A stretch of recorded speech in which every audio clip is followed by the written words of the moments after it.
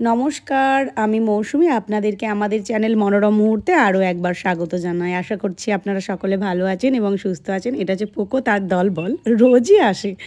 আর এই যে দেখতে পাচ্ছেন এতগুলো মাছ, এগুলো সব ছোট মামু সকালবেলায় নদীধার থেকে নিয়ে এসেছে।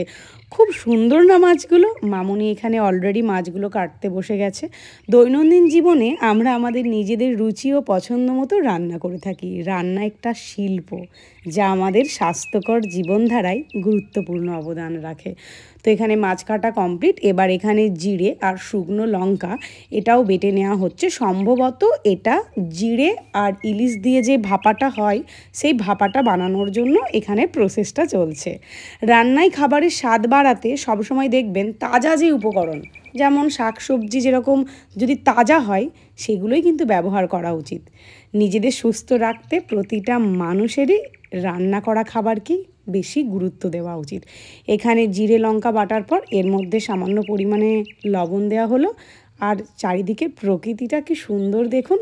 আর এর মধ্যে দিয়ে দেওয়া হলো তেল আর হলুদ দিয়ে একসঙ্গে এটাকে একটা পেস্ট বানানো হবে। মোটামুটি এটা পেস্টের আকার যখন চলে আসবে, তখন আমার সকলেরই উচিত যে মাছের গায়েতে এটা ভালো করে লেপটে দেওয়া।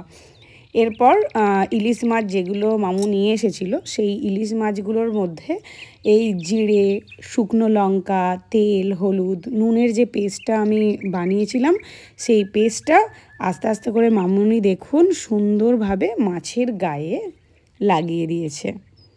এরপর এটা ভাপের মধ্যে দেওয়া হবে। আর আরও একটা জিনিস দেখবেন, রান্না করা খাবার কিন্তু সবসময় আমাদের সুস্থ রাখতে সাহায্য করে, রোগ প্রতিরোধ ক্ষমতা বৃদ্ধি করতে গুরুত্বপূর্ণ ভূমিকাও পালন করে। তো আজকে আমি বেশ কিছু রান্না দেখাচ্ছি, যেগুলো আমি নিজেও অনেক দেখিনি। কীরকম আমাদের বাঁকুড়ার রান্না একটু অন্য স্টাইলের, আর এটা মেদিনীপুরের রান্না, এটা দেখলাম একটু অন্য স্টাইলের। তো এখানে সমস্ত কিছু পেস্ট দিয়ে দেওয়া হয়েছে। এটাকে আবার চেক করে দেখাও হচ্ছে এর মধ্যে নুন ঠিকঠাক হয়েছে কিনা। রান্না হলো রং, গন্ধ এবং স্বাদের উৎসব, এটা কিন্তু বলে গিয়েছেন রেমেজ শাসন। তো আমারও মনে হয় রান্না একটা প্রেমের কাজ। আপনি কতটা যত্নশীল তা অন্যদের দেখানোর একটি উপায় বলতে পারেন। তো প্রতিটা রান্নাই খুব সুন্দরভাবে এখানে হচ্ছিল। আর বোঝেনি তো, হৃদয় থেকে যদি কেউ কোনো রান্না করে, তার স্বাদ সব সময় সুন্দর হয়। তো আজকে আমাদের রেসিপিতে ছিল বিশেষ কিছু মাছ ভাজা আর একটা মাছের ঝাল। আমি কিন্তু সব মাছের সত্যিই নাম জানি না। আর এখানে যেটা হচ্ছে মাছের কাঁটা দিয়ে পোস্ত, আমাদের ওখানে আলু পোস্ত, ঝিঙে পোস্ত এগুলো হয়েছে। এই পোস্তটা একটু আলাদা। এটা হচ্ছে আদা, আর এটার সহযোগে ছিল, আমি যদিও বহুদিন আগে ভিডিওটা করেছিলাম, তো এটার সহযোগে ছিল পোস্ত আর লঙ্কা যতদূর সম্ভব।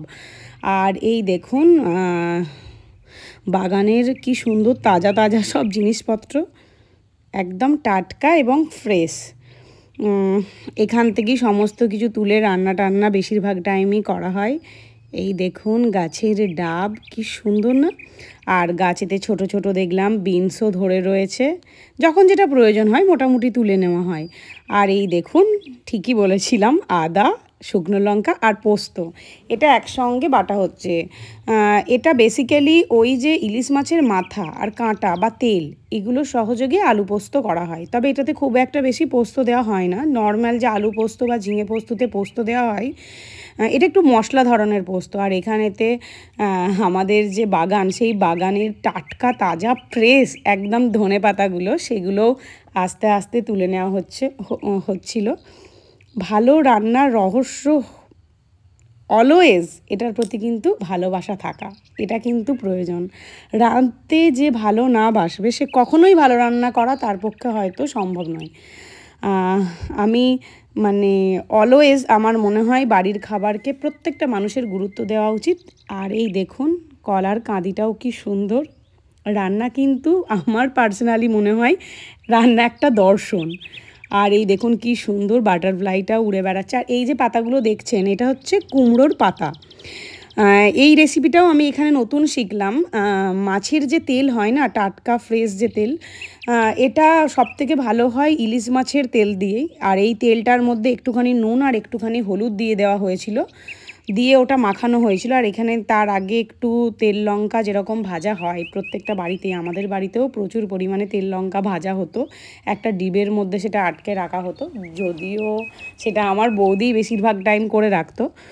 তো এখানে তেল লঙ্কা ভাজা হচ্ছে। আর এখানে এসে একটা নতুন নিয়ম শিখলাম যে তেল লঙ্কা যখন ভাজা হয় সেই তেল লঙ্কাটা তুলে নিয়ে তার মধ্যে যদি একটু নুন দিয়ে দেওয়া হয় তাহলে নাকি সেটা একটু বেশিক্ষণ মুচমুচে থাকে, যদিও আমি সেই বিষয়ে খুব একটা বেশি জানি না। আর এখানেতে এই যে কুমড়ো পাতাগুলোর মধ্যে এবার মাছের তেলটা দিয়ে কুমড়ো পাতাটাকে ভালোভাবে মুড়ে দেওয়া হচ্ছে। মুড়ে দিয়ে কিন্তু এই মোড়া যে অংশটা এটা কিন্তু তেলের দিকে যাবে, না হলে কিন্তু এটা খুলে যাবে। ভালোভাবে দেখুন, মানে যেটা মুড়েছে সেই দিকটা কিন্তু নিচের দিকে দিয়ে দিলে তাহলে এটা আর কোনো সুতো কোনো কিছুরই প্রয়োজন হয় না। আর এখানে এসে আমি নতুন নতুন রান্না শিখছি, যে রান্নাগুলো আমি সত্যিই জানতাম না। আর আমি মনে করি শেখার কোনো শেষ নেই। আমার তো মনে হয় প্রত্যেকটা ডিস্ট্রিক্টেরই রান্নার কিছু না কিছু মিল কিছু না কিছু অমিল রয়েছে। প্রত্যেকটা রান্নাই আমার কাছে সমান গুরুত্ব রাখে, প্রত্যেকটা রান্নাই ভীষণ সুন্দর।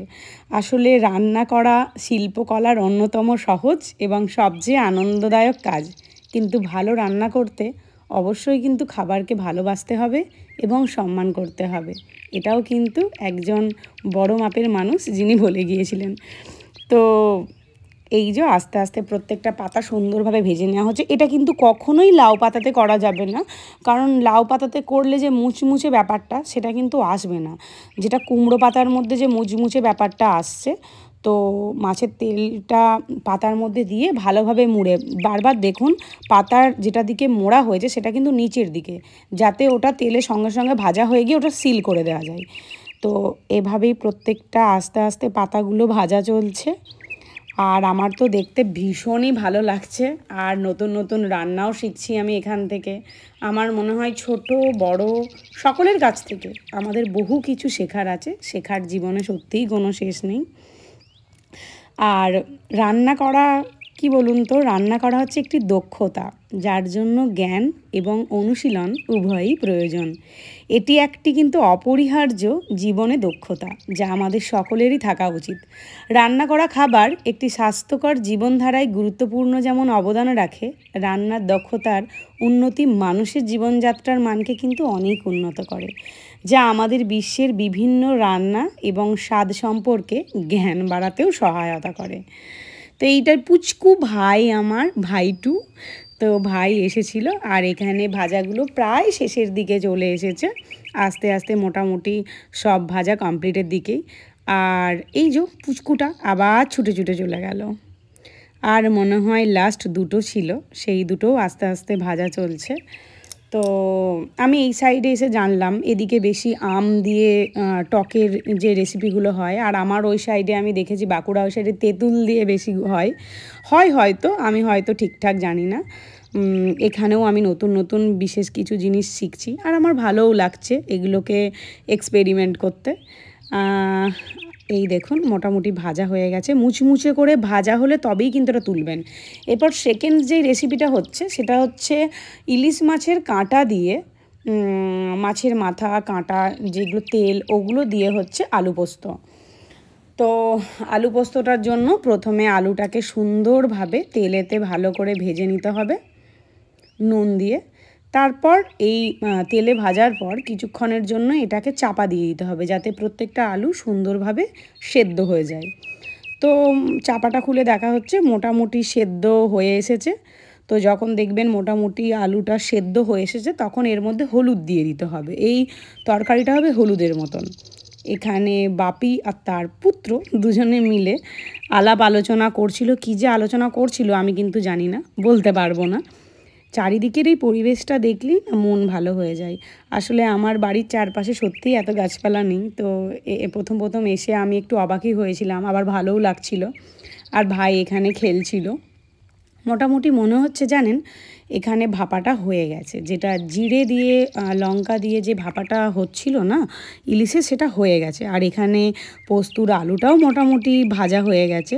পোস্তুর আলুটা ভাজা হতেই আস্তে আস্তে করে মামুনি ভাপাটা এবার নামিয়ে দিল। আর এখানে একটু টেস্ট করে দেখছিল যে ওই যে পাতা দিয়ে মাছের তেল, ফ্রেশ মাছের তেল যেটা ভাজা হলো সেই মাছের তেলটা কীরকম খেতে, তো বললো তো ভালোই হয়েছে। আর এরপর কড়ার মধ্যে একটু তেল দিয়ে দিতে হবে, তারপর কড়ার মধ্যে একটু শুকনো লঙ্কা বা জিরে, যেগুলো প্রথমে দেওয়া হয় আর কি, সেরকম দিয়ে ভালো করে ওটাকে লাল লাল করে একটু ভাজতে হবে। তো তার আগে প্রথমে মাছের মাথাগুলোকে একটু আগে ভেজে নেওয়া চলছে। মাছের মাথাগুলোকে নুন হলুদ আগে থেকেই মাখিয়ে রাখা হয়েছিল। এরপর এটা যখন কষা হবে তখন হচ্ছে গোটা জিরে, শুকনো লঙ্কা, আদা, পোস্তর যে পেস্টটা সেটা দিয়ে করা হবে। আগে মাছের মাথাগুলো ভালো করে ভাজা হচ্ছে, আর এদিক দিয়ে আলু টমেটো ভাতে হয়েছে। এটাও মাখা ভীষণ অসাধারণ খেতে। প্রথমে মাছের যে মাথার অংশগুলো সেগুলোকে ভালো করে ভাজা হচ্ছে, তারপর মাছের যে তেলগুলো থাকে না, ওটা যেহেতু তাড়াতাড়ি ভাজা হয়ে যায়, তো সেজন্য এটা একটু ভাজা হয়ে যাবার পর এটা দিলে ভালো হয়। তো আলু ভাজাগুলোও তুলে রাখা হয়ে গেছে।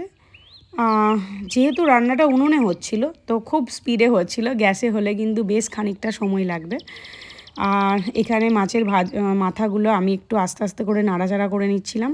মামুনি পাশেই ছিল, মামুনি মাছের তেলটা আস্তে আস্তে করে দিচ্ছিল। এই প্রত্যেকটা রেসিপি হচ্ছে মামুনির। আমার তো প্রত্যেকটা রেসিপি ভীষণ পছন্দের। আমিও ভাবলাম এত সুন্দর রেসিপি আপনাদের সাথে ভাগ করে নিই, প্লাস আমার মনোরম মুহূর্তে এত সুন্দর রান্নার রেসিপিগুলো সুন্দরভাবে রয়ে যাক। এখানে আলুটা কি সুন্দর ভাজা হয়েছে দেখুন, একদম সেদ্ধ হয়ে গেছে। এরপর মাছটা মনে হচ্ছে মোটামুটি ভাজা হয়ে গেছে। আরও কিছুক্ষণ রেখে আস্তে আস্তে করে এই মাছ ভাজাটা তুলে নিতে হবে। তারপর ওই তেলের মধ্যে ফোড়ন দিতে হবে। আর এদিকেও ছিল ইলিশ ভাপা, ওই জিরে ইলিশ যেটা ছিল। ভাতটা একটু উতলে যাচ্ছিলো বলে সেই জন্য আগে থেকে ওটা সরিয়ে দেওয়া হয়েছিল।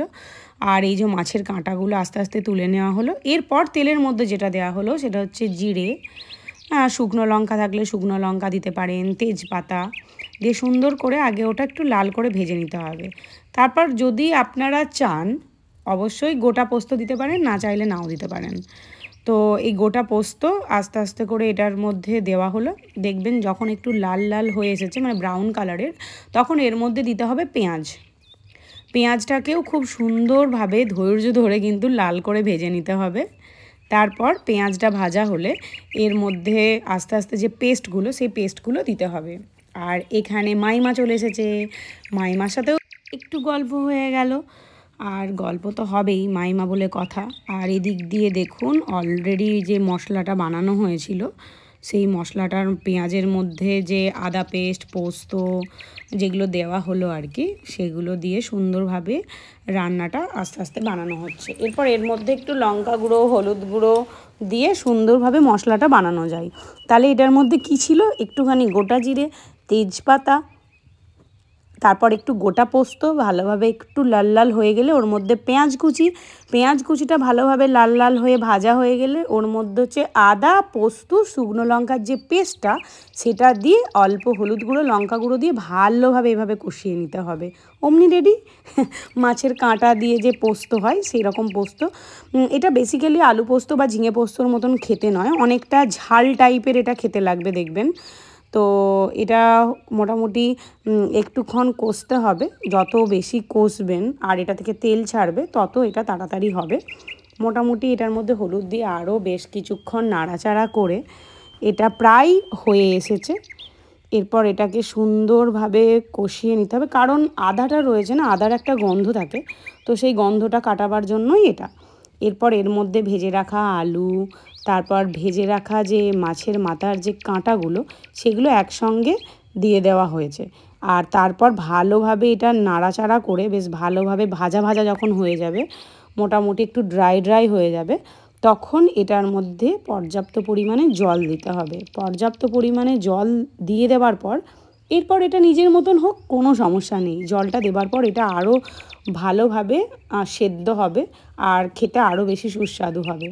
তো এটা হচ্ছে নিজের মতোই, এটা চলুক রান্নাটা। আর এটা হচ্ছে সম্পর্কে কিন্তু আমার মা হচ্ছে, মানে মামুনির ঠাম্মি দিদা। তো সেক্ষেত্রে সম্পর্কে হচ্ছে আমার মা হচ্ছে কি মিষ্টি সুইট না জানেন। ওনার বয়স কিন্তু 9-এর ঘরে, কি দারুণ। আমি দিদিই বলবো তোমাকে। ওনাকে দেখে অনেক কিছু শেখার আছে। এই বয়সেও কত সুন্দরভাবে জীবন কাটানো যায় হাসি খুশিভাবে, ওনাকে দেখলে তা বোঝা যায়। মোটামুটি রান্না কমপ্লিট। ওদিকে মাম্পু ছানাটাও খেতে ভালোবাসে, তো তাই ওকেও পাঠানো হলো। চলুন দেখা হবে আরও অন্য আরেকটি ব্লগে। ততক্ষণ আমরা খেয়ে নিই। আপনাদের সাথেও দেখা হবে পরের আরও একটি ব্লগে। ততক্ষণ পর্যন্ত আপনারা সকলে ভালো থাকবেন, সুস্থ থাকবেন, ভালো থাকবেন।